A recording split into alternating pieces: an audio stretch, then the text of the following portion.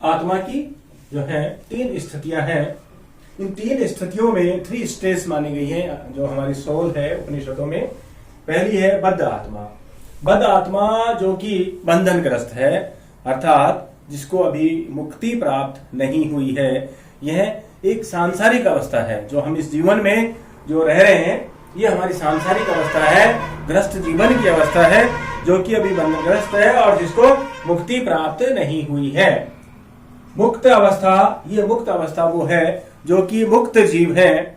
और यहाँ पर जो है आत्मा जन्म मरण के आवागमन से पूर्ण मुक्ति प्राप्त कर लेती है। मुक्त आत्मा। मुमुक्षु आत्मा की ज्ञान प्राप्त करने की जो इच्छुक आत्मा है, जो मोक्ष की इच्छुक है और जिसमें भोग विषयों के प्रति लगाव नहीं होता, ऐसी मोक्ष की इच्छुक आत्मा को कहा गया है मुमुक्षु आत्मा। ये आत्मा की 3 अवस्थाएं है ना, स्थितियां, जिसमें बद्ध आत्मा जो कि सांसारिक जीव की आत्मा है और बंधनग्रस्त है। एक है मुक्त आत्मा जो कि मुक्त हो चुकी है इस जीवन और जगत से, जिसको मुक्ति प्राप्त हो चुकी है। मुमुक्षु आत्मा जो कि मोक्ष की इच्छुक आत्मा है, जो कि मोक्ष पाना चाहती है। अब हम चर्चा करेंगे आत्मा के 5 कोश हैं। 5 कोश में पहला कोश है अन्नमय कोश। अन्नमय कोश सीधा सा है कि यह भौतिक शरीर से इसका अर्थ लिया गया है। जो हमारा स्थूल शरीर है, जो विभिन्न प्रकार के भौतिक तत्वों से बना है, जो कि जिसमें पंच महाभूतों से जिसका निर्माण होता है, ऐसा शरीर अन्नमय कोश कहलाता है। फिर है प्राणमय कोश। प्राण किससे आता है? श्वास से आता है ना। तो श्वास और प्रश्वास, श्वास का मतलब वायु को अंदर लेना, प्रश्वास का मतलब वायु को बाहर छोड़ना। तो ऐसी जो गति है वो प्राणमय कोश में आती है। तीसरा है मनोमय कोश, जहां पर संकल्प और विकल्प की स्थिति आती हो। कौन करता है संकल्प और विकल्प? मन। ऐसा मनोमय कोश है। विज्ञानमय कोश कौन सा है? जहां पर विवेक या बोध कराने वाली शक्ति हो। विवेक या बोध कराने वाली शक्ति को कहा गया है विज्ञानमय कोश।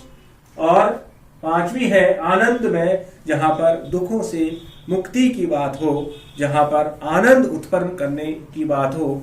और यह आनंद उत्पन्न करने वाला कोश है आनंदमय कोश। यह आत्मा का पर रूप है। आनंदमय कोश ये पर रूप है आत्मा का। और ये बाकी के जो 3 हैं, ये बाकी के 4, ये है अपर रूप। क्लियर? तो ऐसे हम आत्मा के 5 कोशों की चर्चा करते हैं और जो है आत्मा का बड़ा ही विस्तृत और व्यापक वर्णन जो है उपनिषदों में किया गया है। अब हम चर्चा करेंगे उपनिषदों में ब्रह्म या आत्मा। ब्रह्म या आत्मा। देखिए उपनिषदों में ब्रह्म और आत्मा एक ही है। जीव और ब्रह्म में कोई अंतर नहीं है। चेतना अर्थात जिसमें चेतना निवास करती है वो ही आत्मा है। और यहाँ पर ब्रह्म और आत्मा में अभेद संबंध है। जीव और ब्रह्म को अलग नहीं किया जा सकता, ना इसमें माना गया है। और यह उपनिषदों के महावाक्य में भी उल्लेखित है ना, कि जो उपनिषद है, उपनिषदों में वास्तव में देखा जाए तो वहां पर जीव और ब्रह्म के जो है अभेद संबंध के बारे में ही अधिक व्याख्या दिखाई देती है।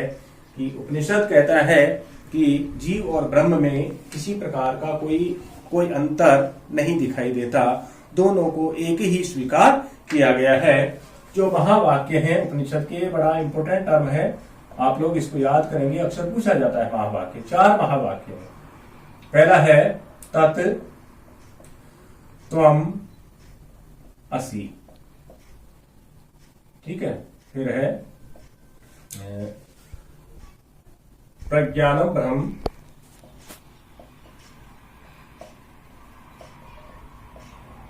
ठीक है। फिर है अयम आत्मा ब्रह्म,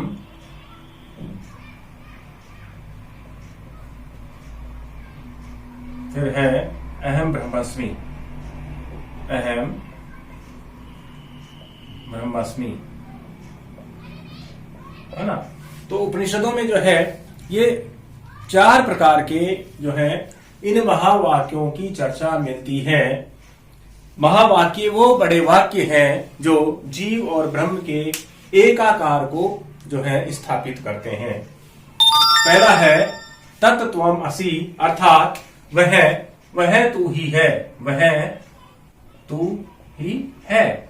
वह का मतलब ब्रह्म, अर्थात ब्रह्म कोई और जीव नहीं है, ब्रह्म तू ही है। जो ब्रह्म की खोज कर रहा है, जो ब्रह्म की चर्चा कर रहा है, ऐसा जीव, ऐसा प्राणी ही ब्रह्म है, चेतना ही ब्रह्म है। प्रज्ञानम ब्रह्म, अर्थात ज्ञान ही ब्रह्म है। ठीक है ना, ज्ञानी व्यक्ति ही ब्रह्म की जो है साक्षात्कार कर सकता है, अज्ञानियों के बस की नहीं है ब्रह्म को जानना। तीसरा है अयम आत्मा ब्रह्म, अर्थात मेरी आत्मा ही ब्रह्म है। जो भी ब्रह्म की बात करता है उसकी आत्मा स्वतः ही ब्रह्म को स्थापित करती है, इसलिए जीव कहता है अयम आत्मा ब्रह्म, मेरी आत्मा ही ब्रह्म है। और चौथा है अहम ब्रह्मस्मि, अर्थात मैं ही ब्रह्म हूं, मैं ही ब्रह्म हूं। ठीक है ना, कि जीव जब जो है ज्ञान प्राप्ति के लिए, मोक्ष की प्राप्ति के लिए गुरु के पास जाता है और गुरु से जब ब्रह्म का रास्ता पूछता है कि मुझे ब्रह्म की प्राप्ति कैसे करूं मैं, गुरु कहता है कि ब्रह्म को ढूंढने के लिए कहीं जाने की जरूरत नहीं है, तत्त्वमसि, अर्थात वह ब्रह्म तू ही है, तेरे अलावा ब्रह्म का कहीं कोई वास नहीं है। फिर कहता है प्रज्ञानम ब्रह्म, अर्थात ज्ञान की प्राप्ति करो और ज्ञान ही ब्रह्म है। फिर जीव को जब अपने अज्ञान का नाश होता है और ज्ञान की प्राप्ति होती है तो जीव स्वयं कहता है अयम आत्मा ब्रह्म, अर्थात मेरी आत्मा ही ब्रह्म है। और इन सब के पश्चात जब वह ब्रह्म के साथ में साक्षात्कार कर लेता है, अपनी आत्मा की अनुभूति कर लेता है, तो वह स्वयं ही कह उठता है अहम ब्रह्मस्मि, अर्थात मैं ही ब्रह्म हूं। और ऐसा कहते ही जीव के समस्त बंधनों का जो है नाश हो जाता है और जीव और ब्रह्म में एक रूपता स्थापित हो जाती है, क्योंकि जीव जो है अज्ञान के कारण ब्रह्म से अपनी दूरी बना लेता है। और जब यह अज्ञान इन महावाक्यों के द्वारा जब दूर होता है तो जीव को ब्रह्म की प्राप्ति, ब्रह्म के साथ में एकाकार, ब्रह्म के साथ में उसको जो है एकता की अनुभूति हो जाती है। वह आत्मा, शरीर, इंद्रिय, मन, बुद्धि में जो भेद करता है उसको वो समाप्त हो जाता है उसका, और अपने आप को पारमार्थिक स्वरूप को जो अज्ञानवश जो भूल गया था वह उस पारमार्थिक स्वरूप की पुनः अनुभूति कर लेता है। ठीक है, इसके बाद में हम आते हैं, बड़ा ही जो है इसका इम्पोर्टेंट जो है टॉपिक वो है उपनिषदों में ब्रह्म व जगत के बारे में क्या कहा गया है। ब्रह्म व जगत, देखिए ब्रह्म सीधा है कि जगत का रचनाकार, जगत उसकी रचना है। तो उपनिषदों में एक वाक्य भी मिलता है, ब्रह्म सत्यम जगन मिथ्या, जगन मिथ्या जीवो ब्रह्मेव ना परे।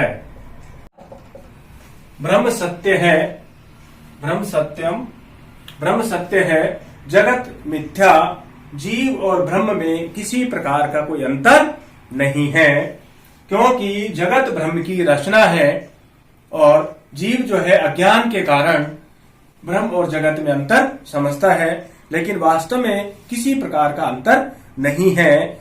ब्रह्म जगत का उप है। ब्रह्म एकमात्र स्वतंत्र एवं स्व आश्रित सत्ता